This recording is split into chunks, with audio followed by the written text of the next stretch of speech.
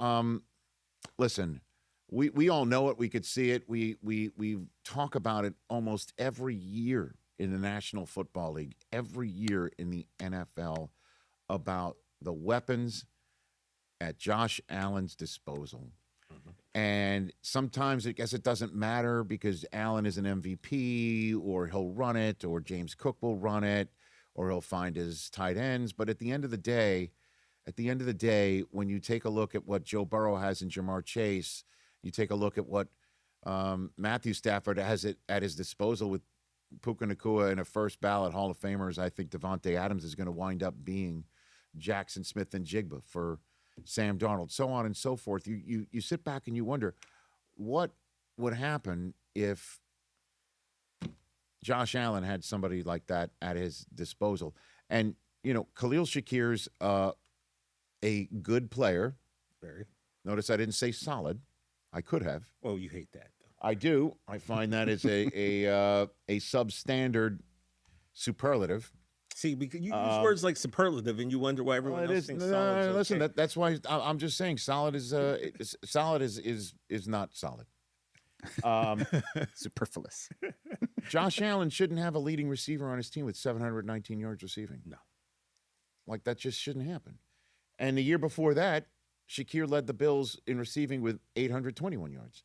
And that's what everyone was wondering what would happen when Stephon Diggs left. Because back in the day, Stephon Diggs showed up as a 27-year-old from Minnesota and had 1,500 yards receiving, just like that with Josh Allen. And they seemed to be BFFs until they weren't. And as yet we all know, he winds up going to Houston. He winds up going to New England. Now he's going to wind up to parts unknown. We'll talk about that in a second. So we had Brandon Beane in our NFL Network booth while the wide receivers are working out. And I just walked through the front door with him. I'm like, so are one of these kids going to basically be a Buffalo Bill? Mm-hmm. And he laughs, ha, ha, ha, like, who knows? You can't say. He gave some sort of a word salad answer that every general manager would give. I'm not criticizing him when a direct question is asked by somebody like that on live television. And that was a few minutes before Carnell Tate ran his 4.5, 4.40, and he said he's slow. I wouldn't pick him that high, meaning, hey, everybody, let somehow Carnell Tate drop to us the 26th overall pick. Well, Brandon Beane had his eye on somebody, not at the combine. He might still have had his eye at somebody at the combine because the Bills do have 26th overall pick. They have a lot of draft choices to get weapons for Josh Allen. Doesn't have to just be first rounders. Moments ago, shortly before we went on the air, DJ Moore's been acquired by the Buffalo Bills. Wow. Off goes DJ Moore. Now, we kind of got a sense of it because I don't follow him on his Instagram account, but it popped up in an algorithm, I believe on Threads, that he had a photograph of him looking out his front door with what appeared to be a kid. Looks like we're out of here, was the general gist of his post. And so he caught wind of that. He is, in fact, out of Chicago and going to Buffalo. And he is going to be, right off the bat, Buffalo's number one wide receiver, something that he was becoming in Carolina, wound up being part of the trade that went with a bunch of picks to Chicago, that wound up with Caleb Williams being drafted because DJ Moore was one of the players sent by Carolina so they could get the first overall pick to draft Bryce Young.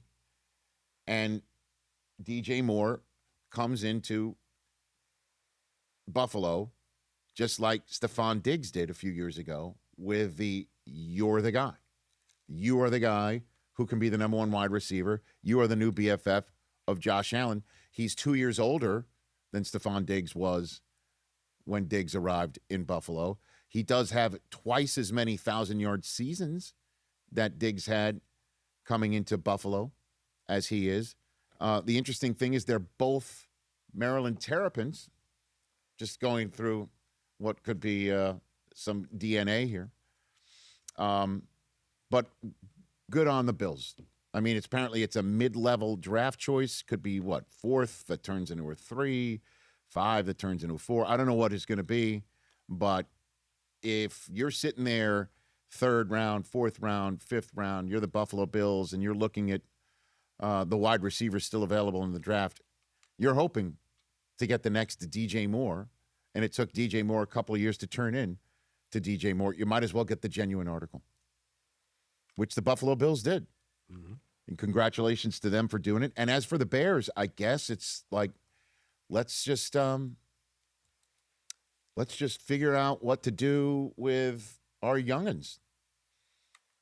Our Iceman and Caleb Williams, let's get them another guy maybe in this year's draft. Also, there's the iceberg and the tip. Like I always say, that you never know what's going on. Just don't know if DJ Moore, on occasion, there always used to be something that felt like a gear grind, something that felt like was off. And on that last interception of the playoffs for Caleb Williams, or the last interception of that game in the playoffs that ended essentially their hopes, that led to the Rams winning and moving on to Seattle as opposed to Chicago. He ran a route that didn't look all that crisp, and Chris Collinsworth called him out on the spot. Did. So you put it all together, and DJ Moore is now a Buffalo Bill. And I kind of dig it. It's better than what they currently have for a number one wide receiver. Keon Coleman, as we all know, didn't really prove very quickly. So not a bad move right there. Meanwhile, Suze, your Patriots told Stephon Diggs they're done. Yep. And so maybe the Bills would take him back. I mean, Never know, right? Doubt it. Yeah. I don't think so, and I think he's got a lot on his plate right now as well. Right. But Mike Rabel said this is where we get, and he said that last week at the Combine, this is where we're going to have to go to find our future is in the draft picks. But A.J. Brown, do we think that that's going to happen? Well, I mean, the You have to person who normally occupies that seat on a daily basis would love for that to happen. I think that sounds like there's plenty of good books to read in New England on the sidelines. Nice. But, we do need to have somebody for this young quarterback to throw to, Rich. I mean, Well, they've got the youngins that are there as well. Word on the streets is that the Patriots might have their eye on Alec Pierce, who is the deep threat for the Indianapolis Colts, who really hasn't proven out that he's a number one wide receiver yet. Coop not happy with that one. Really, just He wasn't happy hearing that might be the answer, but he's also coming into his own, and maybe, just maybe, he is the guy that you can hook up with Drake May and overpay and look like a genius by the end of the day, which I think just rhymed. You're bars. I said May, pay, and day. Bars. I know. Seuss. But I think you put it properly, Suze, is that he's got a lot on his plate, and the Patriots might not want to put much of that plate there anymore. And May's going to have to get all growned up and figure out who else to throw to. But there were other guys. I mean, they had Booty. They had Kyle Williams. They had other guys. Pop Douglas. These were all guys coming to the fore, and you draft another one. You could free agent another one. If you do want to shoot the moon and figure out what goes on with A.J. Brown, you try and affect that. Or you free agent and go in Alec Pierce's mode. And it was a lot of money. I mean, you're going from 10.5 to 26.5. Mm-hmm. So maybe it's a money thing as well. Yes, indeed. But the Patriots are moving on from Stephon Diggs.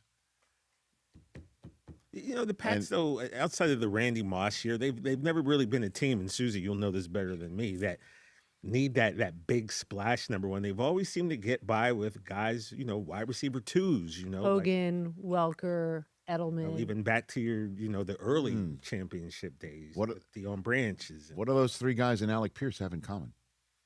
They're all probably under 6 feet, I think. No. That would probably be it. Mm-hmm.